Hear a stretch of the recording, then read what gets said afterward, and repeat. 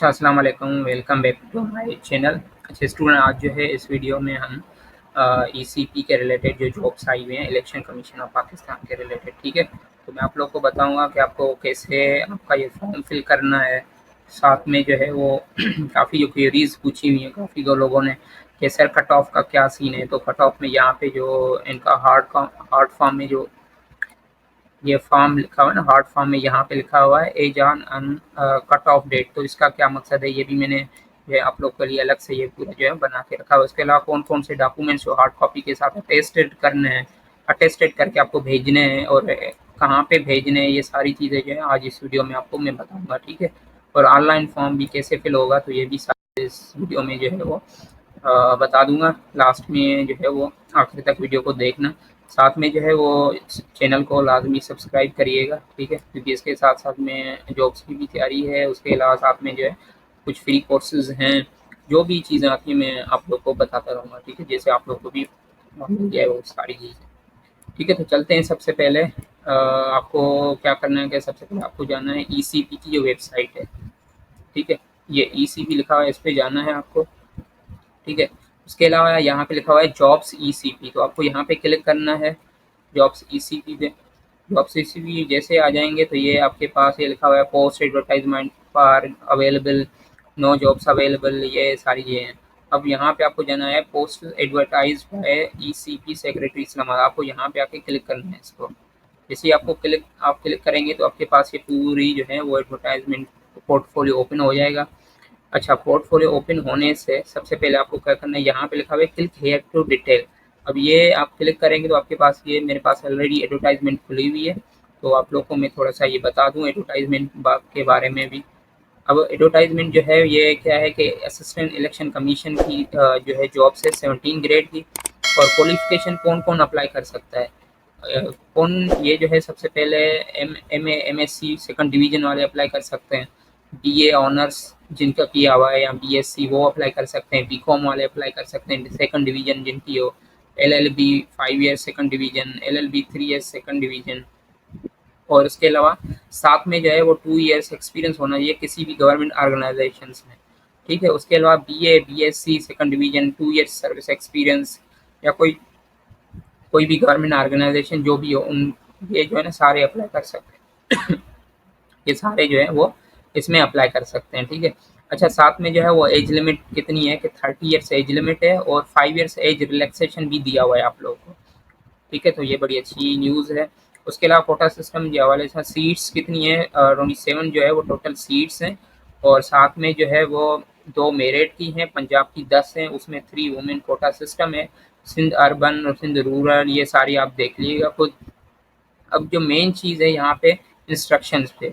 अब इंस्ट्रक्शन में लाजमी आपको देखना है, ये बता रहे हैं आपको कि आपको जो ऑनलाइन फॉर्म फिल करना है वो विद इन 20 डेज में जो है वो आपको फॉर्म फिल करना है, ठीक है, 20 दिनों में। और 10 दिन आपको ऊपर दिए हुए कि जो हार्ड कॉपी जो आपको दी हुई है तो वो हार्ड कॉपी और साथ में जो है सारे डॉक्यूमेंट्स जो है अटेस्टेड करके आपको वहाँ पे ये जो लास्ट में आपको बताऊंगा कहाँ पे भेजने हैं, किस तरह भेजने हैं, ठीक है। तो वो आपको उनको भेजने हैं 10 दिनों में, 30 दिनों के बाद जो है ना अंदर आपका फॉर्म वहाँ पे पहुँचना चाहिए, ठीक है। उसके अलावा ये जो है सारी चीज़ें थी। अब चलते हैं ऑनलाइन फॉर्म पे आपको फिल कैसे करना है, ठीक है। अब ये मैंने आप लोग को वैसे ऑलरेडी ये तो मेरा है, ये बता दिया है मैंने। ये आप जैसे ही आएंगे इधर तो यहाँ पे लिखा हुआ है अप्लाई नाउ। जैसे ही आप अप्लाई नाउ पे क्लिक करेंगे तो आपके पास ये पूरा पोर्टफोलियो ओपन हो जाएगा इस फॉर्म में। तो सबसे पहले आप तो न्यू होंगे, अगर जिन लोगों ने अपना रजिस्ट्रेशन पहले कंप्लीट कर लिया है फिर तो वो आप यहाँ पे अपना CNSE लिखें और पासवर्ड लिखें। फिर ये जो नंबर लिखा हुआ है यहाँ पे 5792, यहाँ पे आप क्लिक करें, लिखेंगे और लॉगिन करेंगे तो आपका जो है पूरा फॉर्म जो है ओपन हो जाएगा, ठीक है। या फिर जिन लोगों जो न्यू स्टूडेंट हैं जिन लोगों ने रजिस्ट्रेशन अभी नहीं करवाई तो वो क्या करेंगे, रजिस्टर नाउ न्यू अकाउंट पे क्लिक करें। जैसे ही इस पर क्लिक करेंगे तो ये जो है इस तरह ये आपका पूरा ओपन हो जाएगा। ये नेम, उसके अलावा डेट ऑफ बर्थ यहाँ पे लिखेंगे आप अपना फादर्स हस्बैंड नेम, ठीक है। यहाँ पर ईमेल है, ठीक है। जो वाइफ है तो वो अपने यहाँ पे हस्बैंड नेम लिखेगी और अबू है इनका तो आप वहाँ पे जो डॉटर है जिनकी शादी वगैरह नहीं की हुई है जो भी, तो वो आप यहाँ पे नाम लिखे। मेल फीमेल दोनों अप्लाई कर सकते हैं। ठीक है। अब ईमेल है तो आप अपना ईमेल पर्सनल या आपका नहीं है तो किसी अब्बू है उनका भी आप पुट कर सकते हैं। ठीक है। पोस्टल एड्रेस परमानेंट रखेंगे, उसके अलावा रिलीजन, क्योंकि ये पोस्टल एड्रेस और परमानेंट एड्रेस आप इसीलिए यहाँ पे लिखेंगे लाजमी, क्योंकि आप लोग की जो पोस्टिंग है ना, वो पोस्टिंग एक्चुअली में जो है आपके डिवीजन के बेसिस पे ही होगी। ठीक है ना, मतलब डिस्ट्रिक्ट के बेसिस पे, क्योंकि ईसीपी के जो पोस्ट हैं वो हर जगह पे हैं, मतलब सॉरी ऑफिस जो हैं हर प्रोविंस के हर डिस्ट्रिक्ट में मौजूद हैं। तो परमानेंट और पोस्टल एड्रेस लाजमी सही से पुट करिएगा। रिलीजन आपको लिखना है यहाँ पे, जो भी हो, इस्लाम है, ठीक है, जो भी हो। CNIC नंबर 13 डिजिट्स में, मगर विदाउट डैशेस। ठीक है ना, डैश बीच में नहीं डालना है। लॉगिन पासवर्ड आप भले यहाँ पे अपना न्यू बना लें, लॉगिन पासवर्ड। उसके अलावा gender male female, marital status, domicile district, domicile province, contact number, pre interview test आपको कहाँ पे देना है, डिग्री, डिग्री डिटेल, परसेंटेज कितनी है आपकी। ठीक है। उसके अलावा वर्क एक्सपीरियंस कितना है, ये सारी चीज़ें। अच्छा, उसके अलावा यहाँ पे लिखा हुआ है टाइपिंग स्पीड आपकी कितनी है, और शॉर्ट हैंड स्पीड वो भी कितनी है, पर मिनट में कितने वर्ड्स आप लिख सकते हैं।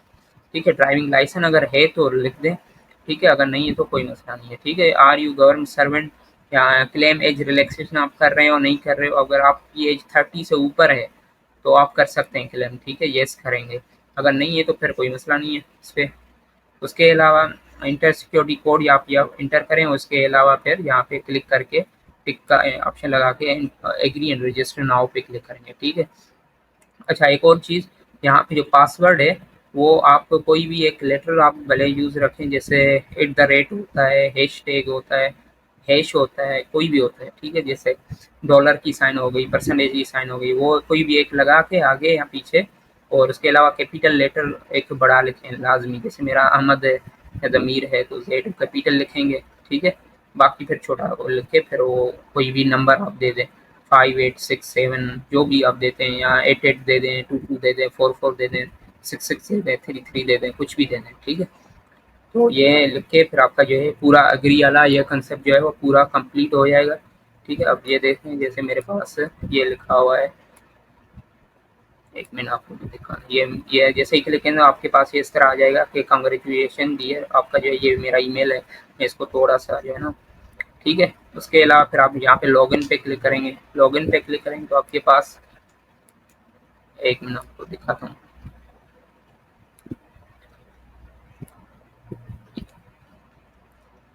ठीक है ना, ये आपके पास ये पूरा मेरा अपना है। बस ये आप क्लिक करेंगे तो आपके पास इस तरह ओपन हो जाएगा पोर्टल। ठीक है। ये मैं लॉगिन कर रहा हूँ इसको अपना।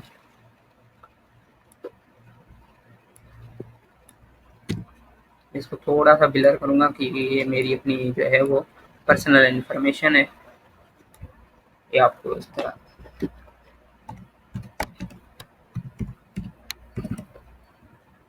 ये जो आपको कोड दिया हुआ है सिक्योरिटी कोड, आप यहाँ पे क्लिक करेंगे, लिखेंगे ये 9843 और इसके अलावा लॉगिन पे क्लिक करेंगे। ठीक है। ये आपके पास ये पूरा ओपन हो गया, ये पूरा। ठीक है। अब यहाँ पे लिखा हुआ है, यहाँ पे डाउनलोड एप्लीकेशन फॉर्म। अब यहाँ पे ये जो पूरा लिखा हुआ है डाउनलोड एप्लीकेशन फॉर्म, आप यहाँ पे क्लिक करेंगे तो आपके पास इस तरह का ये मेन जो चीज़ है ये आ जाएगी, एप्लीकेशन फॉर्म। अब आपको एक ये लिखा हुआ है mention online application ID by the applicant.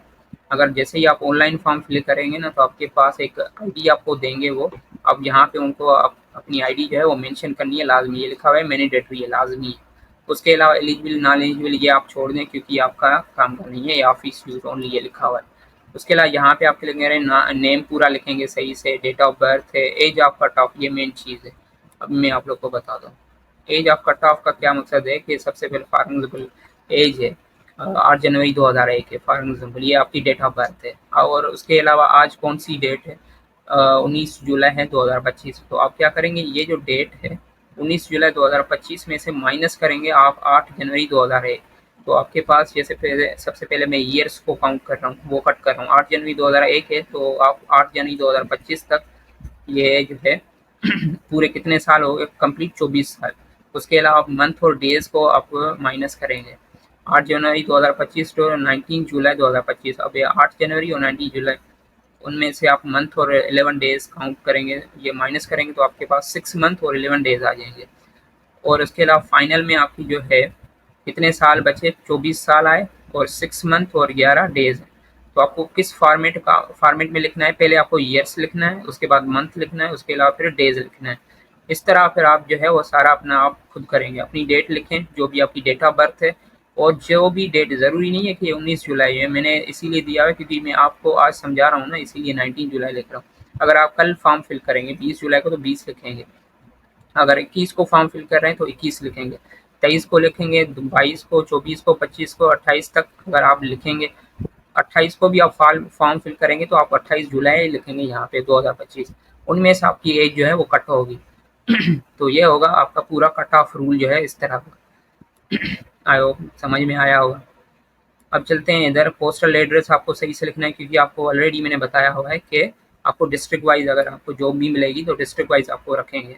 Permanent address है। रिलीजन आपको सही से लिखना है, CNIC, gender, marital status, nationality, any disability. Disability मतलब अगर आपको कोई डिजीज़ है या ओलंपिक कर रहे हो या उसके अलावा जो है कहीं पे चोट वगैरह लगी हुई तो आप यहाँ पे सारी डिसेबिलिटी है, आप माजूर हैं, तो ये सारी आप मेंशन करिएगा लाजमी। अगर नहीं आप छुपाएंगे तो फिर कल जो है अगर जॉब मिलेगी तो आपकी वो आपको वो दे भी नहीं सकते जॉब जो है। प्रोविंस, उसके अलावा सेल नंबर, फ़ोन नंबर सही से लिखिएगा। उसके अलावा एकेडमिक रिकॉर्ड है। एकेडमिक रिकॉर्ड में आप जो है सबसे पहले अपना मैट्रिक, अगर मैट्रिक किया हो तो मैट्रिक की, अगर ओ लेवल किया हो तो ओ लेवल, फिर इंटरमीडिएट, उसके अलावा ग्रेजुएशन जो भी है, passing year, board, university, obtain marks, total percentage, सब कुछ। उसके अलावा प्रोफेशनल एक्सपीरियंस आप लिखेंगे। तो ये सारी चीज़ें, उसके अलावा डेट, सिग्नेचर वगैरह करके आप उनको साथ में, अभी इनके साथ आपको एक तो ये चीज़ है, दूसरा जो है आपको डॉक्यूमेंट्स जो है ना हार्ड कॉपी के साथ आपको अटैच करने। कौन कौन से डॉक्यूमेंट्स हैं, अगर आपको 30 दिनों में ये भेजने हैं वहाँ पे, ठीक है ना, 28 जुलाई से पहले आपको ये पूरे जो हार्ड कॉपी वहाँ पे पहुँचनी चाहिए।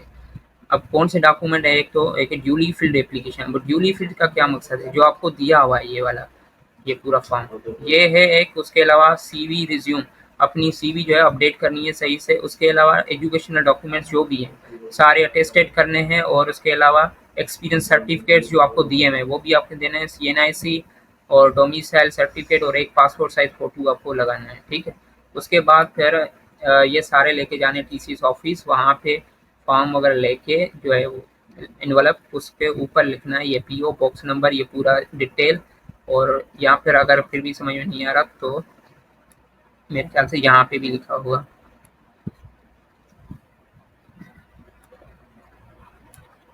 ये यहाँ पे लिखा हुआ है, यहाँ पे ये deputy director ESTP2 PO box office, ये पूरा जो है यहाँ पे आपको इस वेबसाइट जो है एड्रेस पे आपको वहाँ पे भेजना है, ठीक है। तो आज जो है इस वीडियो में इतना ही काफ़ी है।